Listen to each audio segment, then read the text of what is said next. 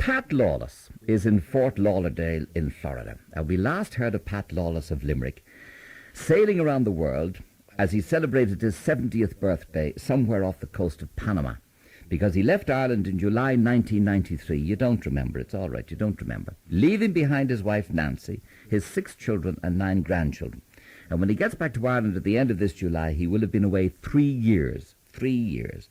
And he had 2 failed attempts to complete this feat in the past. And he had to be towed into Fort Lauderdale by a tug because the engine of his sea ketch Loon packed in. Ironically, the skipper of the tug was a dairyman called Julian Massey, who bought Pat his first Guinness in 3 years in Fort Lauderdale. And I hope he's there now. Are you there, Pat? Yeah, I'm here. Good morning to you. Buenos dias, my amigo. Buenos dias in Fort Lauderdale. Are you in a hotel room or where? Yeah, I'm lying back in luxury, yeah. Wonderful. How are you doing, Pat? Number 1, thank you. What happened to the engine of Loon that you had to be towed into Fort Lauderdale? The water pump chickened out just as I reached the mouth of the port.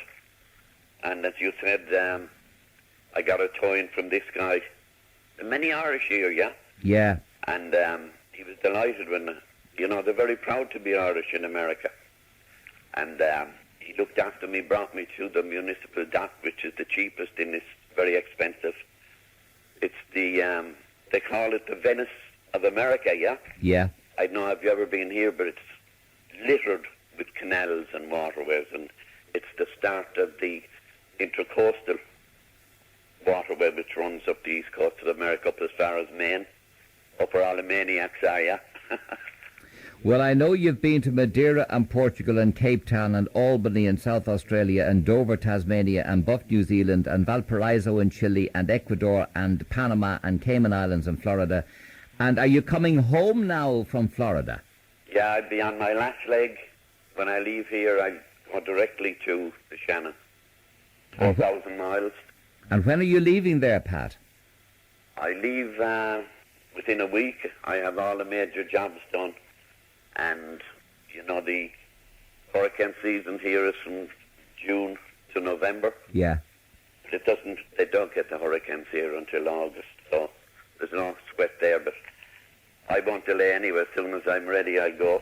Remind us now of people who forgot us talking to you when you were setting out. How big is Loon, length and all of that? Loon is a 30-foot ketch. Ketch has 2 masts. Yeah. And 9-foot beam. Not big. No. But she's good. But and she's strong. Terrible small for the Atlantic Ocean. No, the Pacific, the Southern Ocean, actually coming from New Zealand to Valparaiso. That was tough. This is my 5th Atlantic crossing. As you said earlier, you spoke to me when I came back from America and when I left my boat off Cape Town.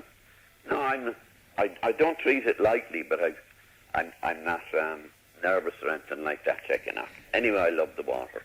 When did you have where did you have the hernia operation? I had it in Valparaiso in Chile. I got mass damage. I was 124 days coming across the Pacific from Bluff, which is the south point of the South Island in New Zealand. And I was halfway across when I got mass damage, and like the fool that I am, I went up the mast, and when the boat is rolling, anyway, my legs, I have no mast steps on the mast. For about a week after, my legs were black and blue from being hammered off the mast. I only got up as far as the cross rail, but yeah, I got the hernia, and one good thing came out of the hernia, yeah, because they have a great standard of medicine. I was surprised at the progressive country that Chile is, because I was in Brazil before and I didn't fancy it. Mm. They had the second heart transplant there, yeah. And after the hernia, where did you have the broken rib, Pat? I had to. It sounds like a litany of medical problems. The first broken rib I got was 5 days before I got into Cape Town in South Africa. Yes. What you fell, did you, or so? Yeah, I was thrown. Yes. was thrown by a rogue wave, yeah, onto the winch. I'd forgotten that, actually, but I got another broken rib in Panama. Well, hey, Gay, that's par for the course, Of yeah? course, I know, but I'm just laughing here at the things that have happened to you. Where did you meet Albert Reynolds? Oh, that was in Perth. Yeah, I met him in the Irish club. In Perth, Yeah. yes. Actually, yeah. And you met a Maori called Fred Ryan, is that right? Jeez, I met funny people, yeah. Yes. In New Zealand, in Bluff, on the South Island, I met many nice people, but I met this guy and he said to me, Fred Ryan, hi Pat, and I was in his house actually, he brought me up, lovely people, and he was a darkie, yeah, and he said, my name is Fred Ryan. When I met him first, he said, my people came from County Mara in Ireland. County Mara. I said, I laughed and I said, Connemara is it? And then you were in Panama. That's the Las Perias archipelago off Panama, and the people were lovely. Oh, yeah. You know, I was disappointed at not rounding Cape Horn, because I'd rounded the Cape of Good Hope and Cape Lewin in Australia, and you know, and when I came up from Chile on the way to the canal in the Gulf of Panama, these Las Perlas Islands, the archipelago, as you said, but you know, it was a different world. If anything stands out in my mind, one of those islands, well, I stopped at 4 of them, and one was uninhabited, but the one that grabbed me was, they were really, it's hard to describe actually, but they were happy, lovely people. 4 young fellas, 4 niñas as they say in Spanish, came out in the dugout canoe, yeah? Yeah. And actually they're not, I thought that they were antiques, but they're like the Corks off the west coast of Ireland, that they're useful for what they do. But these 4 niñas came out, and I said, you give me a lift in, and it was about 400 yards into the shore, and I had my camera in the plastic bag, and the next thing was 5 of us in this little 12-foot cayuco, as they call them. But I found the water up above my bum, and I said, we're going to have to swim, and I was worried about my camera, yeah. The next thing I heard a splash, and one of them had dived overboard, and the next thing there was another splash, and I said, thank you.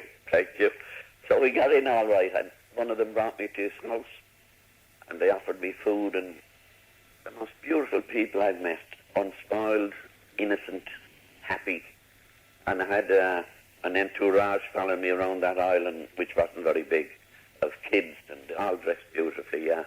Wait till the travel agents and the airlines get to hear about them, and it'll go soon. I bet you've eaten a lot of porridge and super mash and salami and rashers. What are you going to do, Pat, when you get home now? Everyone asks that question. You recall Eddie Cantor, the singer? Yes? And you sing, how they gonna treat me down on the farm After they've seen Padre. I don't know, it won't be easy, but it'll be nice to be home again to my family. Well, you've been over 3 years on the road now, and it's about time you got home and settled down. How old are you now, Pat? 70 last St. Patrick's Day. 70 on Patrick's Day, yes. They ran out of gin in the hotel I was in, yeah?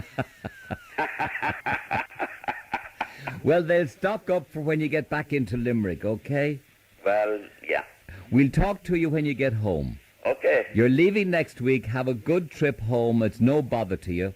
But by golly, you'll welcome a lovely change from the porridge and the salami and the super mash when you get here. And the creamy pints. They're all here waiting for you. That's nice. Have a good time. Thank you, my friend. Glad to know you're well. And the best of luck to you. God bless you. Goodbye. Good luck. That's Pat Lawless there, in great form, and he's currently in Fort Lauderdale in Florida, and apparently being well looked after by a chap from Derry called Julian Massey. If you're listening up there in Derry, you might know somebody belonging to him. He's a skipper of a tug who brought Pat in and made him comfortable, and indeed bought him his first pint for 3 years. Just imagine your first pint for 3 years. Wonderful experience. But he's 71 next birthday, and still going strong. What he's going to do when he gets back to Limerick, my God.